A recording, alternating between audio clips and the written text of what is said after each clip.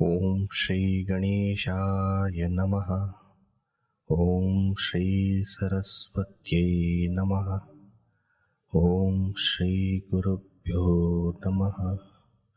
Shruti Smriti Purananam Alayam Karunalayam Namami Bhagavad Pada Shankaram Loka Shankaram Samasta Jana Kalyane Niratam Karunamayam Namami Chinmayam Devam Satgurum Brahma Vidvaram Mukam Karoti Vachalam Pangum Langayate Girim Yat Kripa Tamaham Vande Paramananda Madhavam Paramananda Madhavam.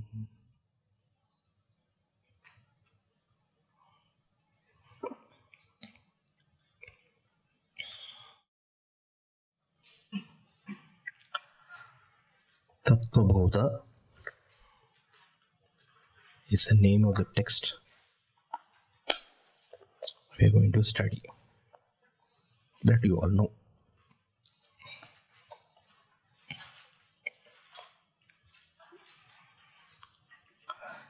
This Tattvabodha is a preliminary, preliminary or foundational text of Vedanta.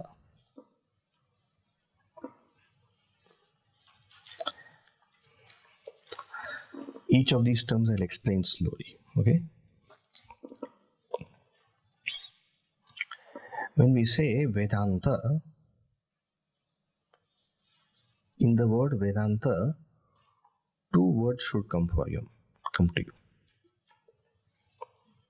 right? Two words. What words come to your mind? Veda and Anta. All right. So now first you should write Vedanta.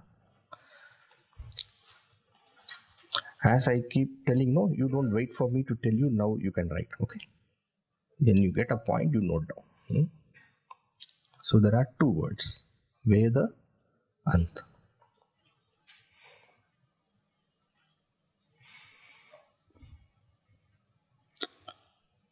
So when we look at these two words and we take the word Veda, this Veda itself comes from another word. In Sanskrit, you know, isn't it? It goes deeper, deeper, deeper. Like koshas are there. Then you go to the Atma. What koshas are there, we will see. Inside it goes. And then once you go to the depth of it, then a eureka happens. Eureka movement happens. Then you find what is that word. Like how all of us are wearing dress. Then we have body. Then we have mind. Then intellect. Now these are all external to us. But we are somebody who's, that's what you call that soul, that consciousness. Like that, in Sanskrit, every word has got a consciousness inside. And you go to that word, then it will tell you what it is. And you know what is that soul of every word? That soul of every word is what is called as the root meaning, the verbal root. That I'm not going to go into what is verbal root and all. Then that will become Vyakarana class. This is Vedanta class, okay? So what is the soul of the word Veda? Anybody can think about that? You can give a guess also, there's nothing wrong. With. Who said? Okay. With. With is the verbal root from which the word Veda comes.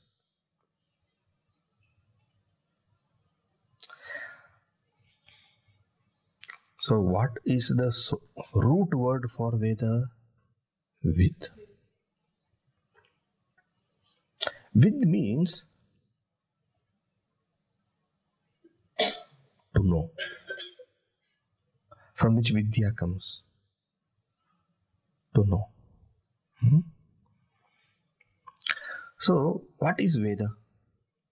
Veda is connected to something to know. Correct? One more meaning of vid is there, and that is to attain. Vindati. Okay. Now you see here there are two meanings. To attain, to know. Now try putting them together.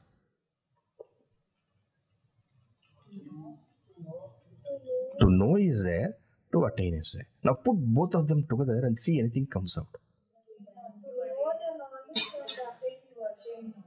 To know the knowledge to attain moksha. Little more shorter. Now go to the essence. One is to know, another is to attain. Now get both of these together. That by which we attain knowledge. Understood? So what is Veda? Veda is that by which we get knowledge. Now, we also have certain things by which we attain knowledge. Give some examples for me. What did I say? We also have something, certain things we are naturally having by which we attain knowledge. Senses. Experience. Mind, intellect. Now, what do you call for these kind of senses, mind, intellect? What do you call? I heard some word. Tattva. Indriya. Indriya in English, what would you say? Senses or instrument. Body parts. Okay, but if you go a little more deeper, the eyes is instrument of knowledge, is it not? Instrument for what knowledge? For colors, for forms. Okay, eye is one instrument. Then ear also is an instrument. Instrument for sound. Now when you say, okay, in the same way, tongue is instrument for taste. Skin is instrument for touch. Right? So these are also instrument for knowledge. Veda also is instrument or means for knowledge. Instrument means the same only. That by which you attain knowledge is means. So instrument means. Now when you say Vedas are also means of knowledge, senses are also means of knowledge, then what is the difference between Veda being a means of knowledge and senses being a means of knowledge?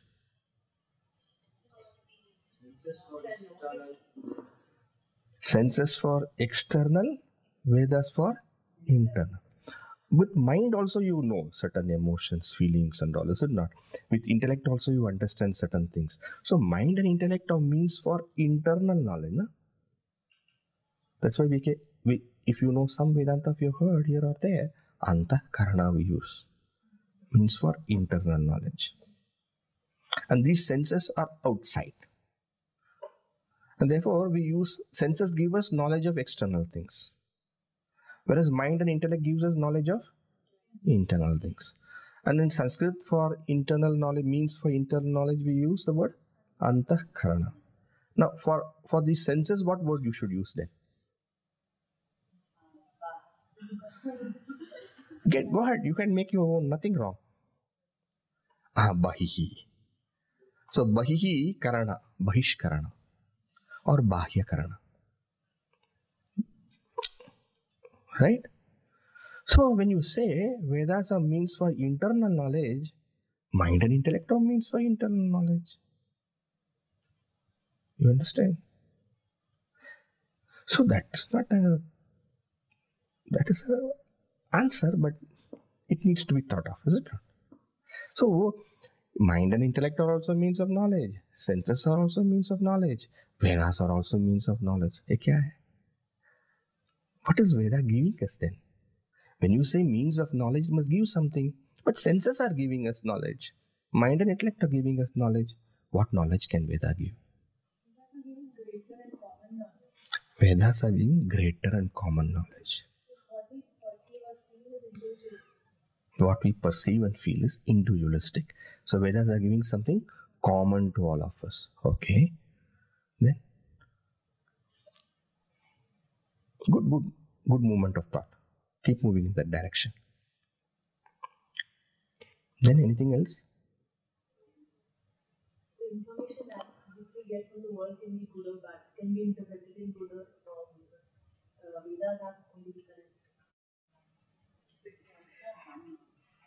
Okay. Vedas have knowledge of the self, which is important because only when we know ourselves we can perceive the world in a better way. Vedas are means for knowledge of the self. So only when we know the self, we can perceive the world in a better way. Okay. There are two kinds of approach. Okay.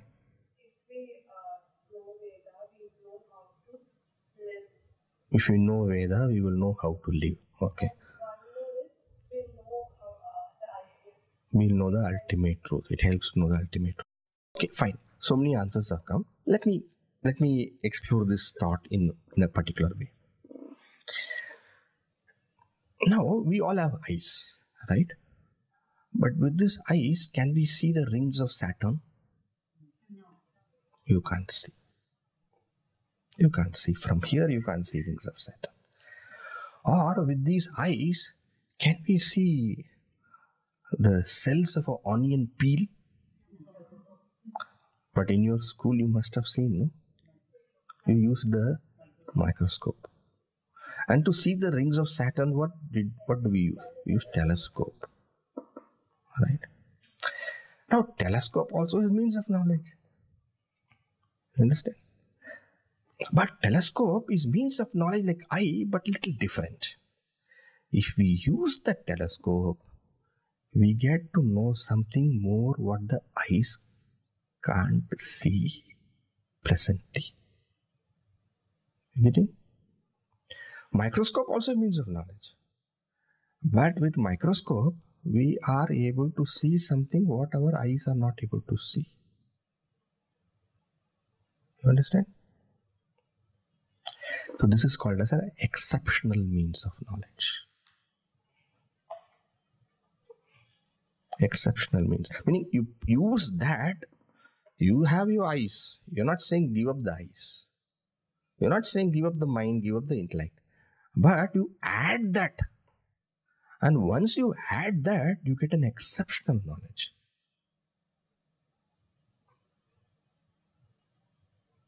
So there is something called as common means of knowledge, and there's something called as exceptional means of knowledge. Okay? Now, like how telescope and microscope are exceptional means of knowledge, Vedas are also exceptional means of knowledge. Now the question comes, telescope tells us about the rings of Saturn, microscope tells us about the cells, maybe electron microscope can go a little more and go up to, the mitochondria, etc., etc. Genes, probably. It can go a little more deeper, go also to electron, proton, neutron. May go. And then if you have little more sophisticated equipments like what they have to discover, in that CERN, CERN, no? They are discovering some kind of particles still more, and also finding out antimatter and things like that. These are exceptional means of knowledge, is it not? The same way, each one will have something exceptional what they can contribute to you. A microscope cannot give what a telescope gives. A telescope cannot give what a microscope gives. But it doesn't make the microscope anywhere less valuable. The same way, what microscope and telescope cannot give. Now, I am not saying that because microscope is not able to give what telescope is not able to give, it doesn't mean microscope is less valuable. Microscope is valuable in its place, like how telescope is valuable in its place. The same way, what microscope cannot give, what telescope cannot give, what mere eyes cannot give, Vedas are giving something. What is that Vedas are giving? You see, I can see with my eyes outside. I put a telescope, I can see something outside. I put a microscope also, I can see only something outside. Only outside I am able to see. Now, mind and intellect also, it is able to see inside, but only to one level. It is able to see thoughts. Is it not? It is able to see confusion. It is able to, perceive that, now I am understanding. Now I am not understanding. And the thoughts of this nature, understanding, not understanding, confusion, love, compassion, jealousy, anger, greed, right? It is able to, these thoughts are there in the mind. So mind and intellect, so you study mathematics, physics, chemistry, commerce, economics. The intellect is able to see. But what the mind and intellect and what the senses cannot see is that which is beyond the mind also. Beyond the intellect also. They are able to see beyond. Microscope or telescope can also see beyond. Right? Beyond they can see, but outer. But suppose we want to see behind. I'm using two words now. Beyond, behind. They can't see. What is behind the mind and behind the intellect? You will say Atman because you have been told. Nah? But otherwise, common person can't. They no idea. Okay, beyond a microscope, telescope, all of them do their job. Congratulations, give a clap for them. But behind, they are not able to do their job. You get it? So, where does the Veda, what knowledge does the Veda give? Knowledge gives, so Vedas are that exceptional instrument that gives the knowledge of that which is behind all the senses, behind the mind, behind the intellect. It gives a knowledge about them. Meaning, what I mean to say is that it gives a knowledge of that consciousness which illumines the senses, which illumines the mind. That consciousness because of which you are able to feel that you are, I am. All of us feel I am, is it not? We feel I am. Is it this I am, are we feeling because light is there now? If current goes away, if light goes away, will you still feel I am? Yes. Let's say, for example, as you grow old, you become deaf. Still, there is I am. Now, if you put that microscope, will you see I am? No. Telescope, will you see I am? No. But if you put that Veda instrument, then you will be able to see that. But remember, Veda is not like a microscope telescope. But it is instrument because it is able to help us. It is able to give us a vision. It is able to make us look at a particular direction. How to look inside? We do not know, is it not? But Vedas will give you that direction, how to look within. Right? And once with the Vedas you are able to know how to look within, then you see yourself. Yourself means not body, because body is not actual you. Body is like a dress. The body keeps growing, is it not? When you're a baby, you're such a small thing. And then you kept on growing and now you're so big. And later on you'll go still more also. Body comes and then it goes. Growth, and one day body will go away. Mind also is not always there. 4 hours back you were all without mind. Hopefully. Is it not? But because mind was not there doesn't mean I am not there. My mind changes every moment. But I am still there. Sometimes intellect functions, sometimes intellect does not function. But still I am there. Now who is this I? That is a beautiful thing. That is behind everything. It is behind everything not because it chooses to be behind. It is behind everything because it operates everything. It empowers everything. It is able to make everything active. Like how you may say the battery is behind the torch. How you will say electricity is behind the microphone. It because of which everything functions. But it itself we can't see that easily. So we started with what is Veda. And what did we see? Vedas are an exceptional means of knowledge.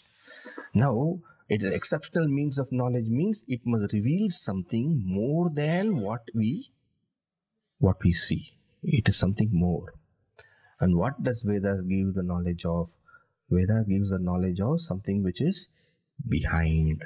So that which is behind everything is what is called consciousness.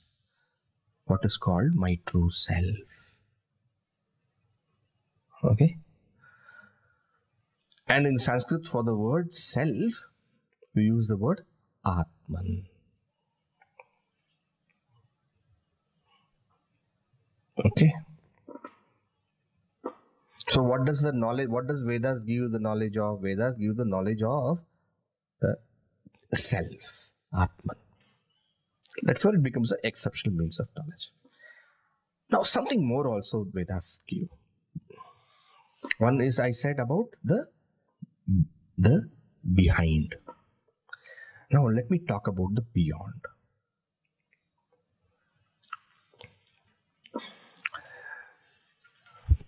Now we all know that this body is going to go one day, correct?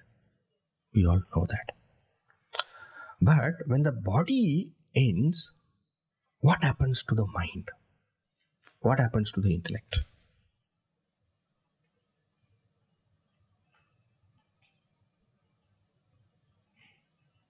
Swamiji, mind intellect also ends when the body ends, no? Does it? You can burn the body, but can you burn the mind?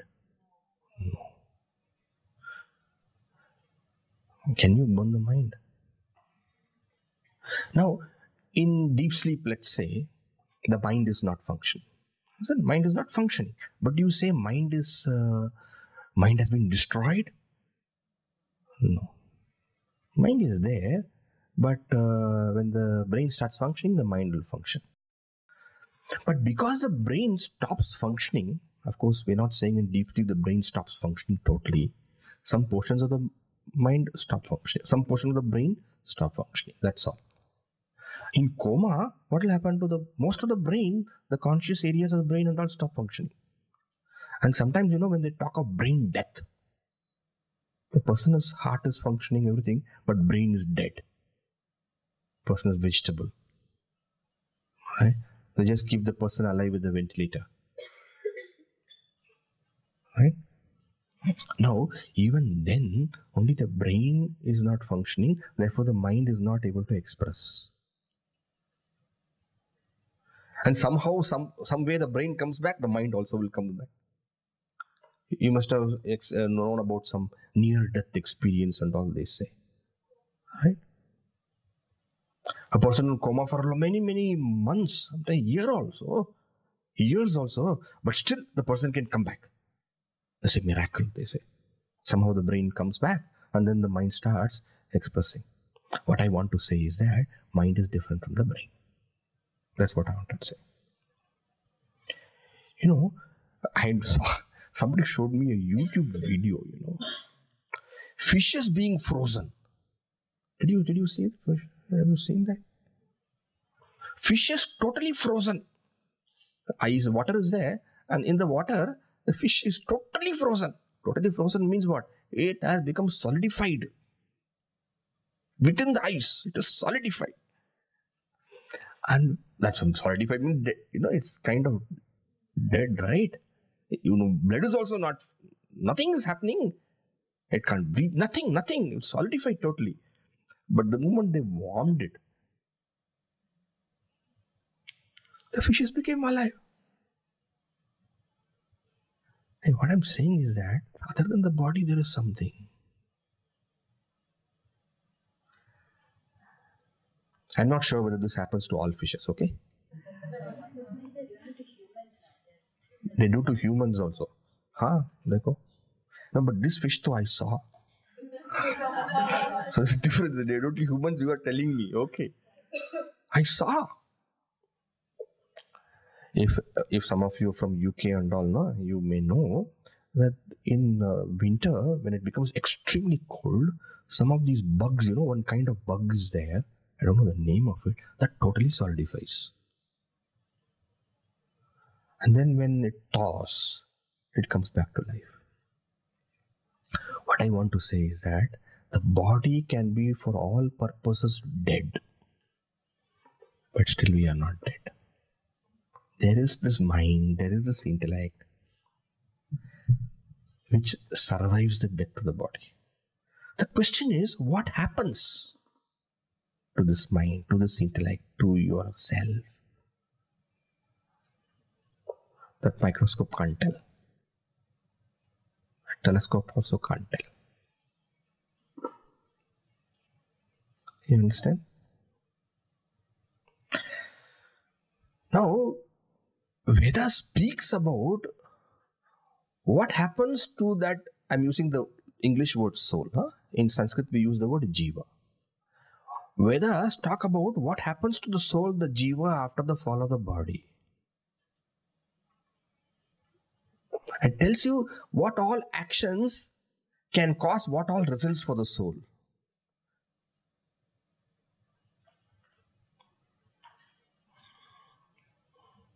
With a telescope, you can see something which you can't see with anything else. But because what you see with telescope cannot be proved with microscope, can you say what I see with telescope is wrong? Can you say that?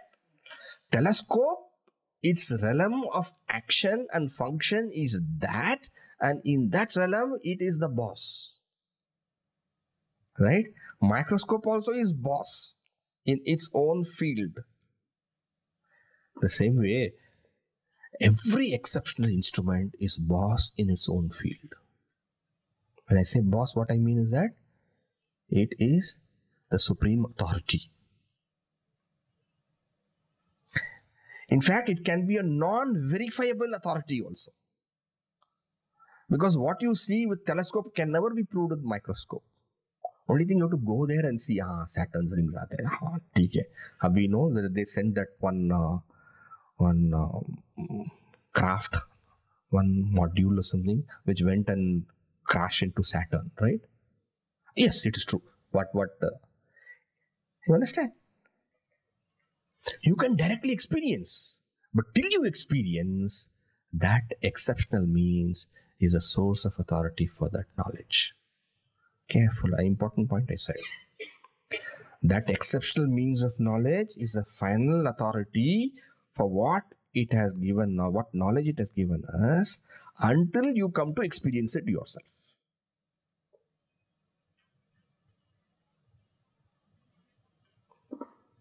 You getting this point, what I'm saying? You cannot say, Saturn rings at the telescope is saying, I don't believe it. You don't believe means kya? It is there. I don't believe it. Telescope is only telling, but I can't see with my eyes. When I remove my eye, I can't see that ring. It is wrong.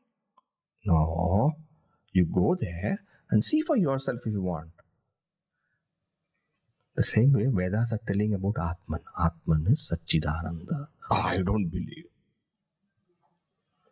You see the mistake what we are doing? You go there and see. And then afterwards you tell whether it is right or wrong. Okay?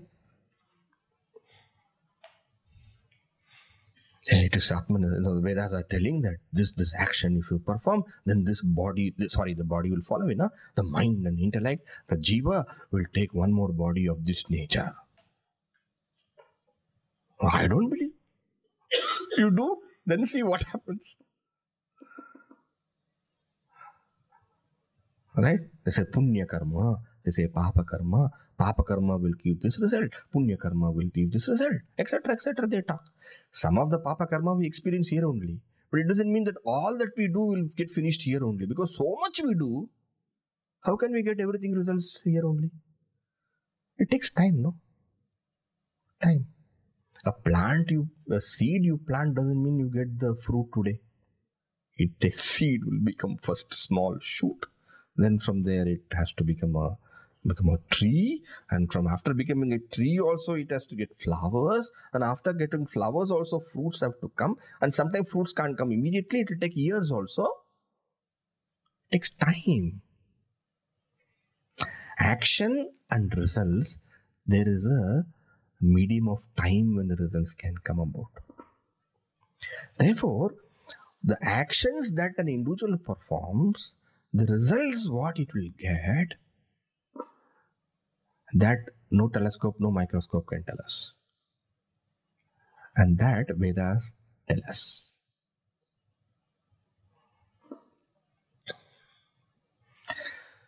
So what does Vedas tell? What is Vedas exceptional means for two things? One, you should not tell, what is the time today? Veda, tell me.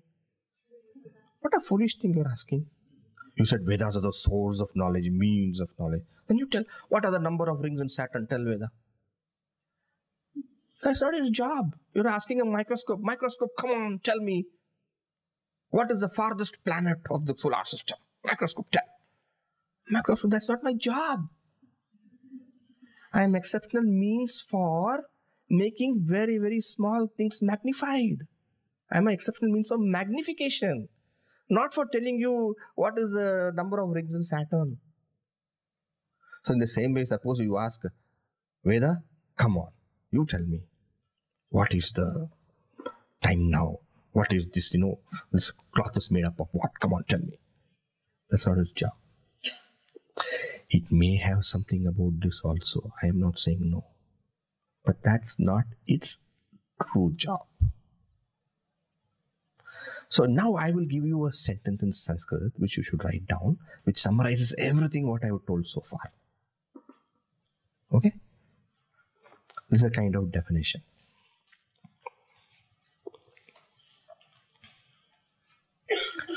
Alaukika vishaye. Alaukika vishaye.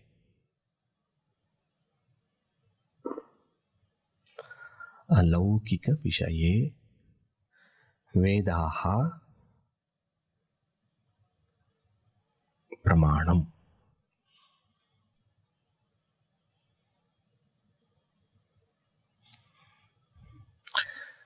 Can we all say together?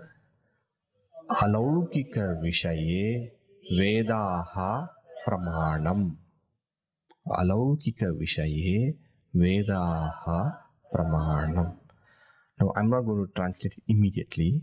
I'll give you a few, at least some 20-30 seconds. Look at that sentence. See how much you can understand of that sentence.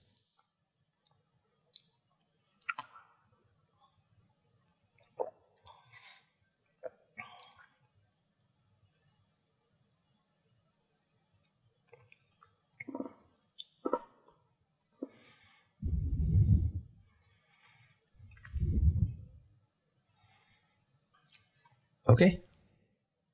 Pramanam means all the meanings what you're giving is right. Proof is also right. But in this context, Pramanam means authority. That's a good word.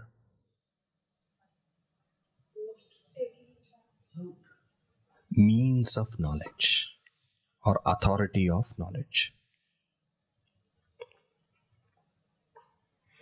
Means of knowledge is a better translation. Means or instrument of knowledge.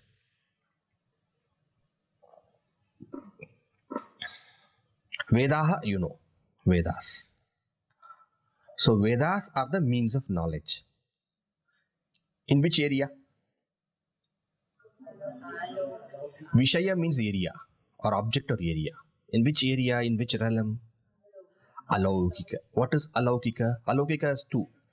Alaukika. Laukika means world. World means what can be easily seen by our senses and mind. Alaukika means what?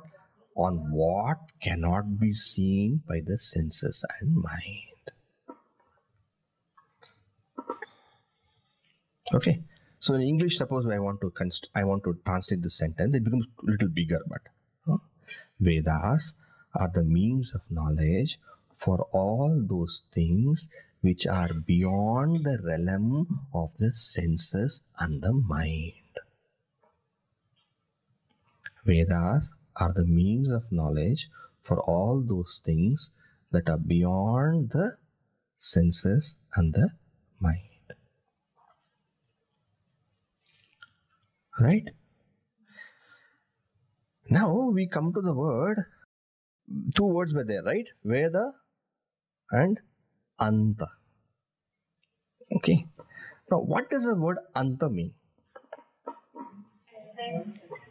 Anta means end, ultimate, truth. Okay. Final,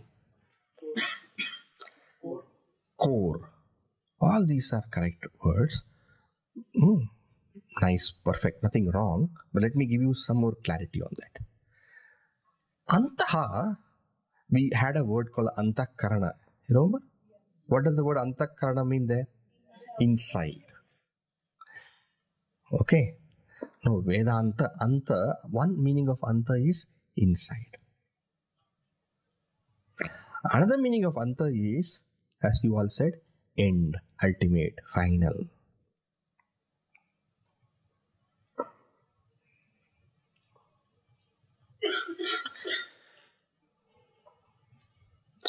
Now, the Vedas, when we said, no, it tells you what happens to the individual after the fall of the body and all those things.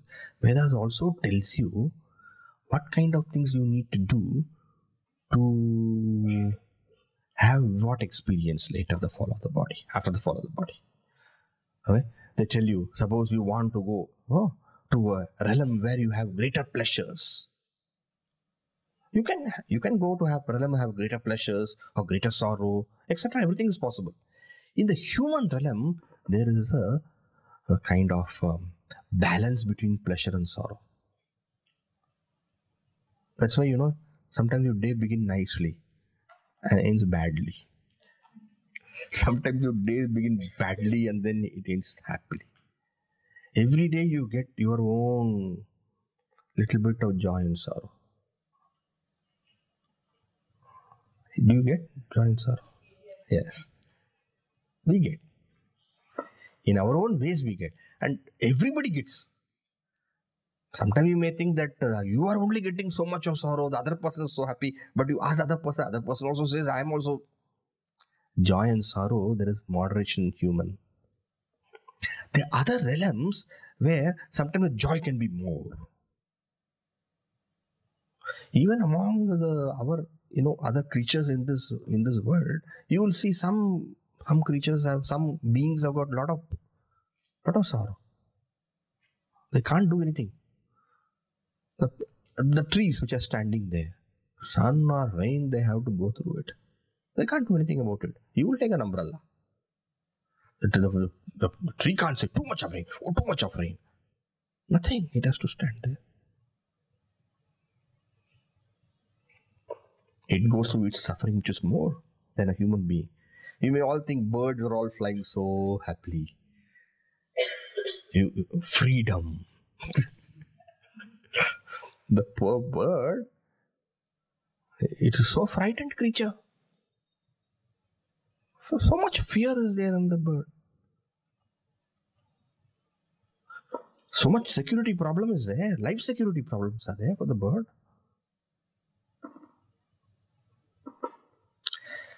What I mean to say is that the individual can have bodies, can have certain bodies where pain is more or pleasure is more. In the same way, after the fall of body, you can go to certain realms where pleasure is too much pleasure. And such kind of realms are called as Swarga. You must have heard that. Different realms are there. It's not that only human realm is there or Bhuloka is there. They speak of different lokas. Bhuhu, Bhuvaha, Suvaha, Mahaha, Janaha, Tapaha, Satyam, Atala, Vitala, Sutala, Asatala, Talatala, Mahatala, Patala. All these realms are there. And these are only few, only important realms are shown. How so many are there? So many are there. They're different realms. Understand? How to go there? I want to go to Bhuhu, this realm. Bhuvaha, Suvaha, Maha, I want to go. And the Vedas will tell you, do this action, you will go there. This is beyond the scale of what can a telescope or a microscope can. You understand? So there are portions in Vedas which speak about these kind of things.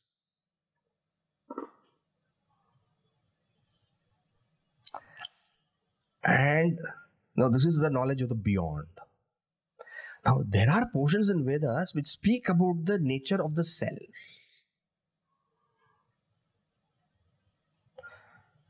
Alright. Now you may go to Mahaha Loka because of particular action. Right? You have performed an action and you have got that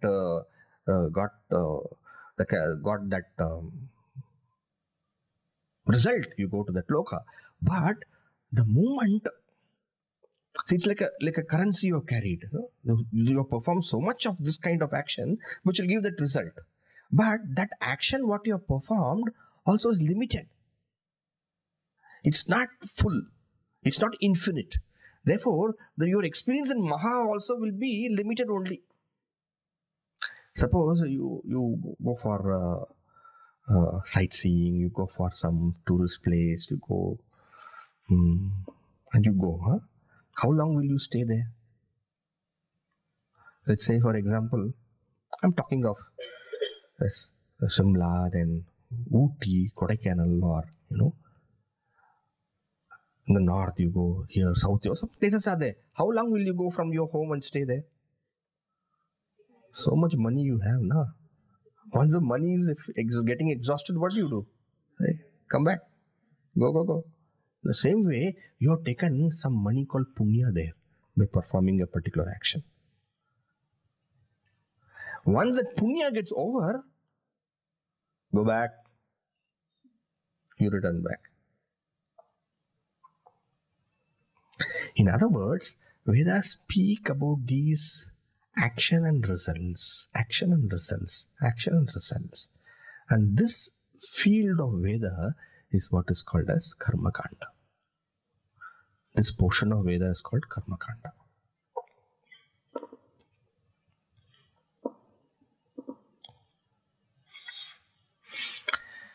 But Vedas also have that portion which is far higher than these kind of things. For people like all of us. Anybody interested in going to Mahaloka? Swargaloka? If you are interested, then you please. This meant for people, gives for those people who say, enough of it. I am not interested in going here and there. And after going there, again come back to go joy, sorrow, joy, sorrow, joy, sorrow. I'm interested in that perfect fullness, where there is no question of coming, going. I'm interested in that ultimate knowledge. Then Vedas tell you, know yourself. You will know yourself to be Satchitananda. And once you experience, realize yourself, no more of this coming, going, up and down. There is fullness in your life. There is completion. There is perfection.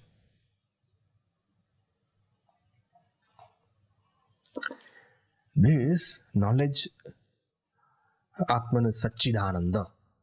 Anybody knows now Atman is Satchidananda? Totally. It is like telescope is telling us rings of Saturn. Now don't reject it. It's an input Vedas are giving. You go and experience it for yourself.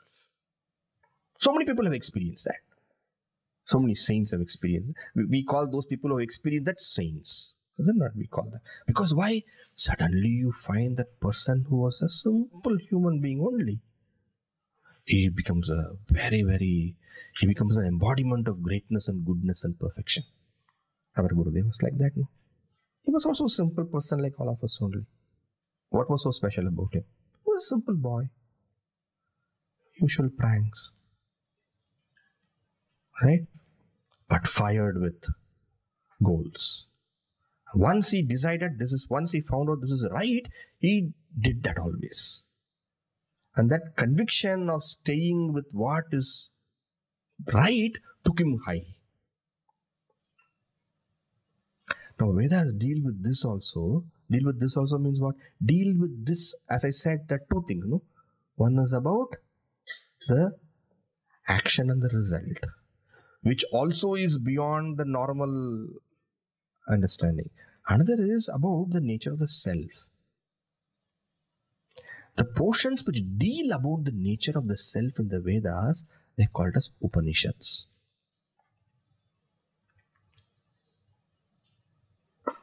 Jnana Kanda. The portion dealing with knowledge. Kanda means portion. Karma Kanda means portion dealing with action. Action means what?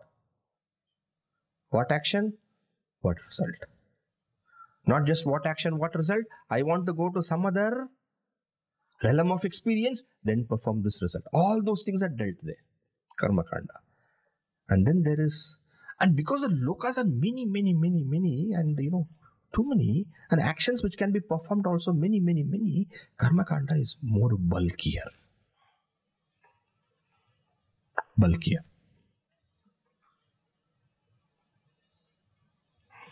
But when it comes to Jnana Kanda, which portion I said is called as Upanishads, the object is only one.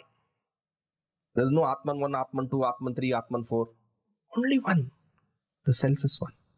And therefore, the portion which explains that is not bulky. It is precise, concise, and short. And therefore, Jnana Kanda is less when you compare to the entire Veda, the entire Karma Kanda. It's lesser. Now, when we say Anta, what was the meaning we said? Inside. So, where is the Upanishad found? Inside the Veda. When I say inside the Veda, what it means is that it can be found in the front, it can be found in the middle, it can be found in the end, it could be found anywhere in the Veda. That's what it's meaning. So where are the Upanishads found? They are found throughout the Veda. That is the point.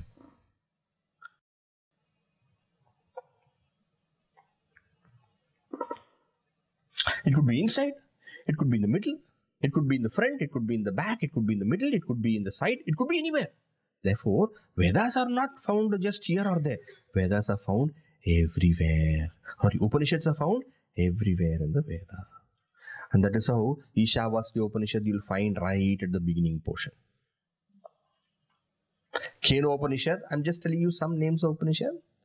Not that you will know those names. Keno Upanishad you'll find somewhere in the middle of the Veda. Brihadaranyaka Upanishad you'll find in the end of the Veda. Vedas are found everywhere. Upanishads are found everywhere in the Veda.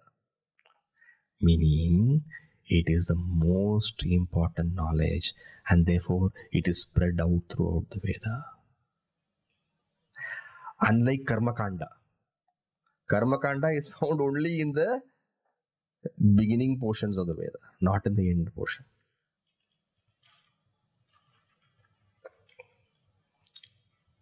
Whereas Upanishads are found everywhere. And that is why the word Anta means inside. Inside means not somewhere, but everywhere. Throughout. And second meaning of Anta is, it is final message. It is a complete truth. It is a culmination.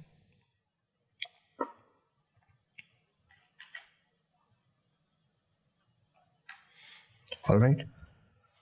So when I said Tattvabodha is a basic text of Vedanta, now you see the text highline.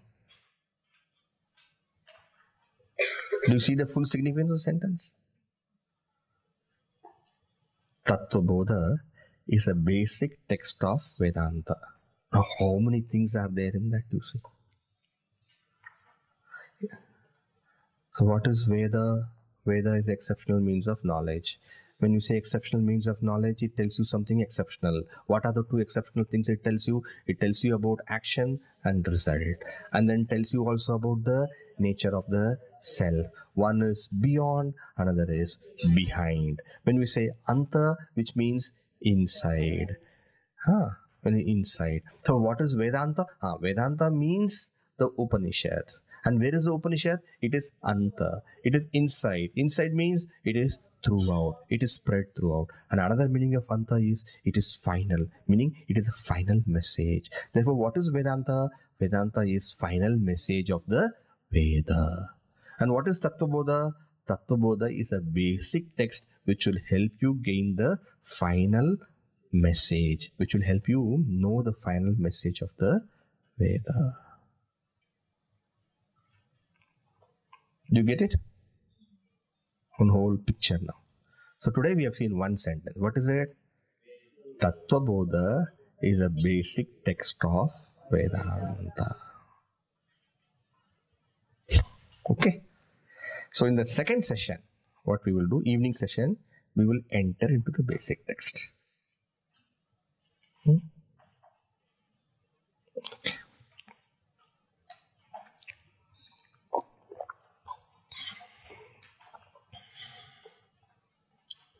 Okay.